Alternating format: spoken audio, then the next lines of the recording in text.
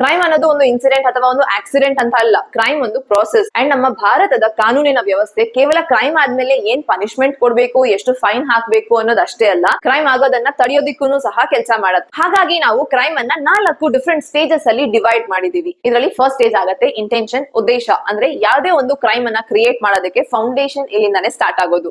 ಯಾರನ್ನಾದ್ರೂ ಕೊಲೆ ಮಾಡ್ಬೇಕು ಈ ರೀತಿ ಬಂದಂತ ಇಂಟೆನ್ಷನ್ ಏನಿದೆ ಅದು ನಿಮ್ಮ ಫಸ್ಟ್ ಸ್ಟೇಜ್. ಸೆಕೆಂಡ್ ಸ್ಟೇಜ್ ಆಗುತ್ತೆ ಪ್ರಿಪರೇಷನ್, ಅಂದ್ರೆ ತಯಾರಿ. ನಿಮ್ಮ ಇಂಟೆನ್ಷನ್, ನಿಮ್ಮ ಗಿಲ್ಟಿ ಇಂಟೆನ್ಷನ್ ಅನ್ನ ಪೂರ್ತಿಗೊಳಿಸೋದಕ್ಕೆ ನೀವು ಮಾಡುವಂತ ತಯಾರಿ. ಯಾರನ್ನಾದ್ರೂ ಕೊಲೆ ಮಾಡ್ಬೇಕು, ಸೊ ಹಗ್ಗ ತಗೊಂಡ್ ಬರೋದು, ವಿಷ ತಗೊಂಡ್ ಬರೋದು, ಒಂದು ಚಾಕು, ಕತ್ತಿ ತಯಾರಿ ಮಾಡೋದು, ಇದು ಎಲ್ಲಾನು ಪ್ಲಾನ್ ಮಾಡ್ಕೊಳ್ಳೋದು, ಇದು ನಿಮ್ಮ ಸೆಕೆಂಡ್ ಸ್ಟೇಜ್ ಅಲ್ಲಿ ಬರುತ್ತೆ. ಥರ್ಡ್ ಸ್ಟೇಜ್ ಆಗುತ್ತೆ ಅಟೆಂಪ್ಟ್, ಅಂದ್ರೆ ಪ್ರಯತ್ನ. ಇಲ್ಲಿ ನೀವು ಕ್ರೈಮ್ ಅನ್ನ ಕಮಿಟ್ ಮಾಡೋದಕ್ಕೆ ಆಕ್ಷನ್ ರೂಪಕ್ಕೆ ತರ್ತೀರಿ. ಅಂತಂದ್ರೆ ಈಗ ಫಾರ್ ಎಕ್ಸಾಂಪಲ್ ತಂದಂತ ವಿಷಾನ ಊಟಕ್ಕೆ ಬೆರೆಸಿ ಊಟಕ್ಕೆ ಇನ್ವೈಟ್ ಮಾಡೋದು ಆ ವ್ಯಕ್ತಿ ವಿಷ ಬೆರೆಸಿದ ಊಟನ ತಿಂದ್ರೆ ನಿಮ್ಮ 4ನೇ ಸ್ಟೇಜ್ ಅಂತಂದ್ರೆ ಅಕಾಂಪ್ಲಿಷ್ಮೆಂಟ್. ನೀವ್ ಅನ್ಕೊಂಡಂತ ಟಾಸ್ಕ್ ಫುಲ್ಫಿಲ್ ಆಗುತ್ತೆ, ಆ ವ್ಯಕ್ತಿ ಸಾಯ್ತಾನೆ. ಅದೇ ಆ ವ್ಯಕ್ತಿ ಊಟ ತಿನ್ಲಿಲ್ಲ, ಇಲ್ಲ ನನ್ ಹೊಟ್ಟೆ